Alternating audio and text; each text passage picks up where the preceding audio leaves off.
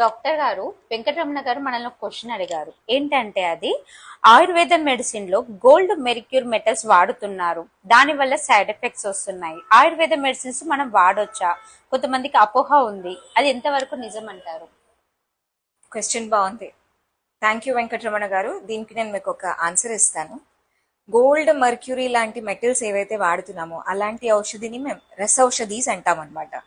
So దీంట్లో రకరకాల metals మేము వాడతాము, not only gold and mercury. కానీ ప్రతిసారి ఇవి వాడినప్పుడు దానికి ఒక ప్యూరిఫికేషన్ మెథడ్ ఉంటుందన్నమాట. సో అదే చాలా పెద్ద ప్రాసెస్.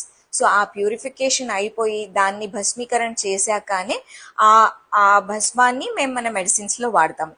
అండ్ ఎప్పుడైతే ఈ ప్రాసెస్ కరెక్ట్ గా జరుగుతుందో they are very very safe. అప్పుడు అవి చాలా సేఫ్ అవుతాయి అన్నమాట వాడడానికి.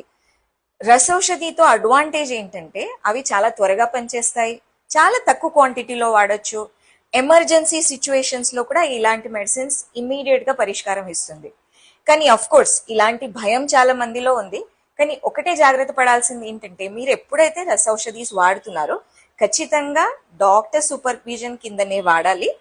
అలాగే ఆ డాక్టర్ గారు చెప్పినంత డోసేజ్, దానికి చెప్పిన పథ్యం ఖచ్చితంగా ఫాలో అవ్వాలి. ఇవి మీరు ఫాలో అవ్వకపోతే ఎప్పుడైనా కొన్ని సైడ్ ఎఫెక్ట్స్ రావచ్చు. ప్లస్ ఎప్పుడైనా కంపెనీతో కాంప్రమైజ్ అవ్వ